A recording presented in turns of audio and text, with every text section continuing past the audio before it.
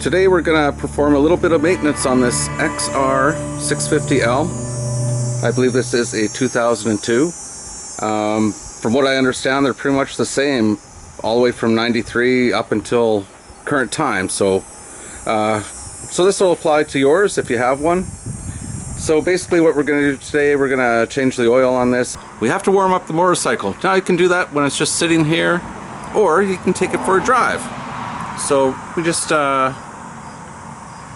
took the bike for a drive, and it's just returning home here.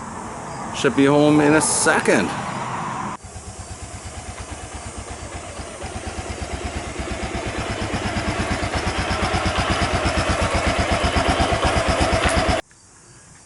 Alright, so we're going to change the oil on the XR650L. So the fill spot is up here near the gas tank, right here. I mean, if you have one, you know that. And then, what's different about this bike than, you know, say for example, my Yamaha bike, it has two drain plugs, and I guess this is like a dry sump system. So most of the oil, when we go to drain it, is going to come out of here. The oil is mostly stored up above. So we have to undo this one to drain the majority of the oil. We'll get that all drained out, and then there's also a drain underneath here, which we have to take out, and that'll just be a little bit of oil that comes out of there. So, I don't know, it's a little bit different than my bike, so it'll be interesting. And we'll get started right away here. Hang on. Now, I believe this one... Okay, that one underneath is a 12 mil, and the one up here, that's a 10 mil. So we'll get going on that.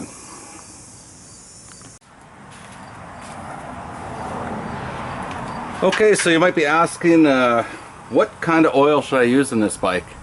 Now, you can probably use this in any motorcycle. I use the stuff that says, you know, motorcycle oil, but apparently, and I guess by evidence, you can use conventional diesel oil for diesel vehicles. This is 15W40, so, you know, pick that up. It's just conventional stuff. I don't think you want stuff with detergents in it. Not 100% on that, but anyways, just get some of this. And the filter for this particular bike is it's a CH6015. I don't know, for this brand anyway.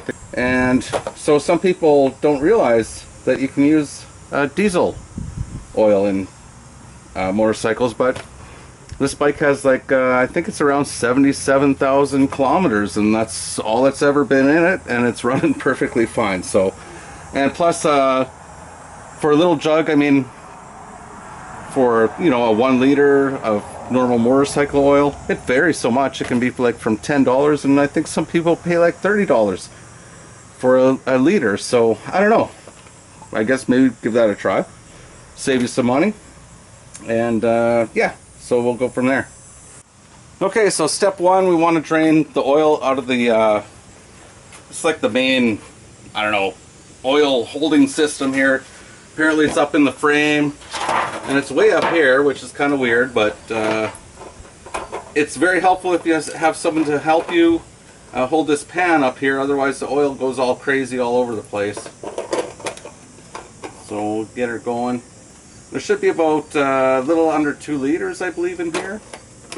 So there we go. Yeah, it looks like it's due for a change. It doesn't look really bad, but it's getting a little dark. Okay, so we'll just be patient for a bit and let this drain out for a while. Then we'll get the next plug underneath here. Okay, we waited a few minutes, and the oil's all drained out. It's a very slow drip, so we're going to go ahead and put the plug back in. Might want to wipe that off, make sure there's no dirt on there or whatever. Make sure it's clean. And again, before we even did this, we cleaned the bike off a bit, made sure there was no you know, a bunch of dirt or muck around the plugs and stuff, because yeah, you don't want dirt going in there. And as for tightening, I mean, just snug it up. Like, don't get crazy. If you're grunting and groaning trying to tighten something, you're going too much. So just give it a little tighten, and we'll move on to the lower drain plug now. Oh, I'm gonna have to come around. I thought it was on the bottom, like mine, but it's not.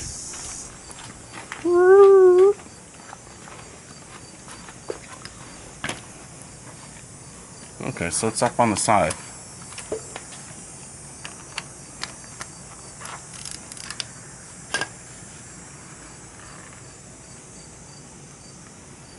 And as I've been told, very little oil will come out of here.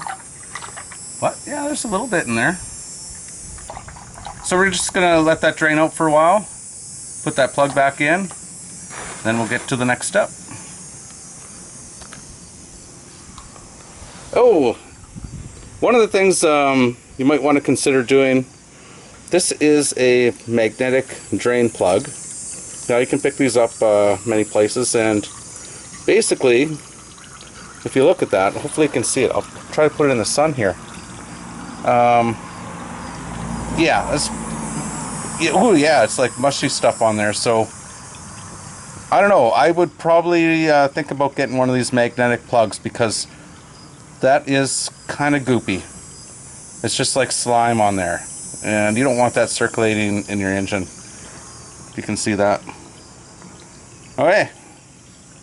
Okay, so we wiped off that drain plug, which was pretty gross, that magnetic drain plug. So we're just going to go ahead and put it back in there. And again, I know there's probably torque specifications for all this stuff, but don't get all caught up in that. You just tighten it up by hand first, and then you just give it a little bit of an extra tightening. You should not be pushing very hard. You're just snugging it up, and it'll work out fine. Alright, so the next thing we're going to move on to is the oil filter, and we'll get going on that right away. Alright, we're getting there.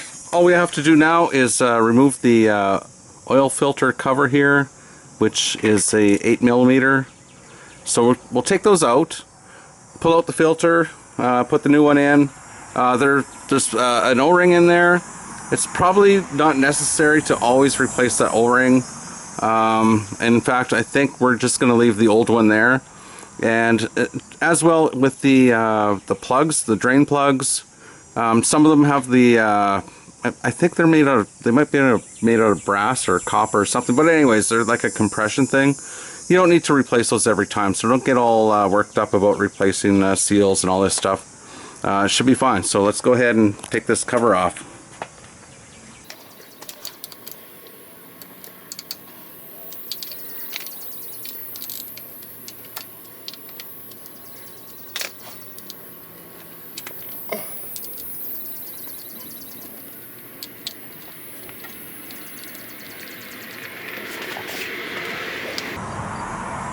Should put the pan under. Yeah. FYI, put drain pan underneath next time. I think it's in the. Oh, it's too late now. Or make sure you have cardboard. Because what a mess. Anyways, there's the little filter. So we'll pull that out. And we'll get the new one out.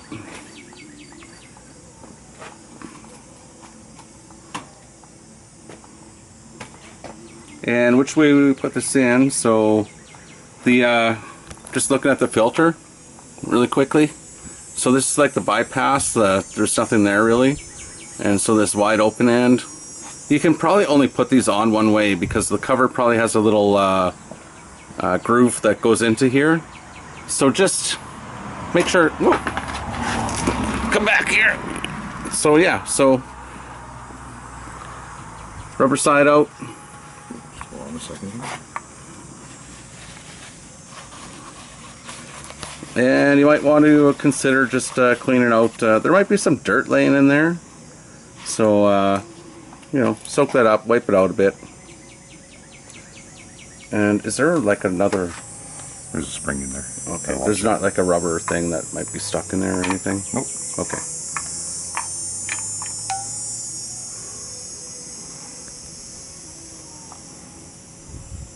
Can I see the back side of this? Like, can you put the filter on there first? Nope. Or just go like that? Make sure it's centered. Okay. Oh, yeah. like so. Okay, so we have this going on here, and then the trick to doing all this stuff is, of course, start everything with your fingers.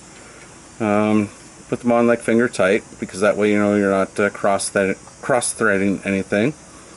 And then there's a little bit of a sequence here. You don't want to just go all hardcore and tighten one down.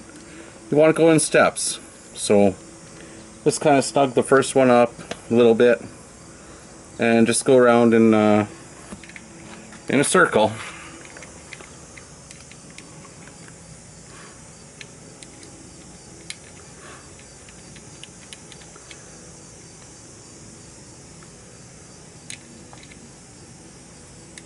It's just like putting on a car tire. You kind of snug everything up and then tighten one a little bit. You don't want to fully tighten it, just a little bit, and then just start working yourself around in the opposite direction of each. So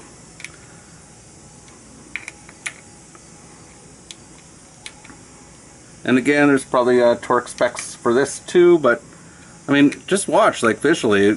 There's nothing, there's no grunting and groaning. You just kind of snug them up a little bit and you're done. Voila.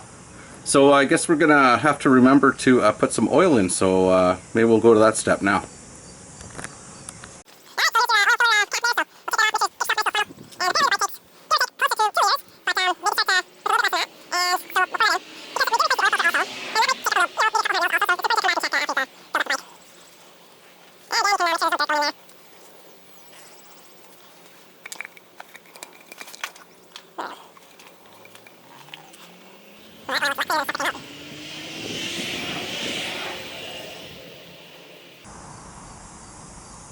And remember, as long as you think for sure you gotta have at least, you know, you might be using like a big jug like this, but just kind of like judge it. If you just make sure you get at least like 1.5 liters in, nothing's gonna happen bad to the bike, and you can always add some oil, run it for a bit after, and add some oil, and then just top it off. That's all there is to it. So.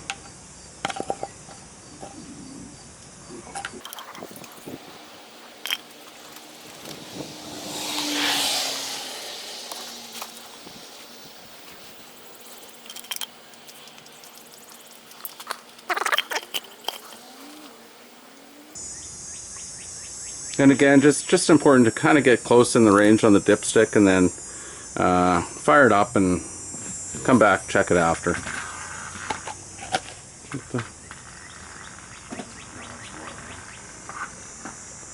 Oh, did it It'll be okay. gurgled up on us a bit here.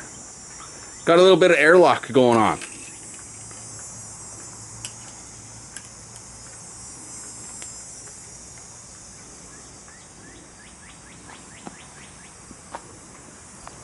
Okay, so gotta fire it up.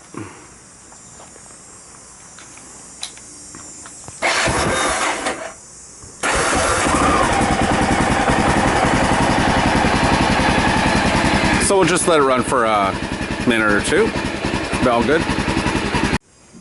Okay, we ran the bike for a little while, and now we're checking the oil again. It's a little bit low, so we're just gonna add some more oil. Do another run it for a little bit, get it circulating, and then we'll do our final check. Alright, so we've concluded our oil change. Just a few things to keep in mind. Go over the bike after, make sure there's no leaks from the drain plugs, the 2 plugs, and of course check your oil again. So basically what we did, we filled it up with oil, we ran it for a bit, we topped it off to the proper level, gave it another run, and now we're just going to do the final check and see how it works out here.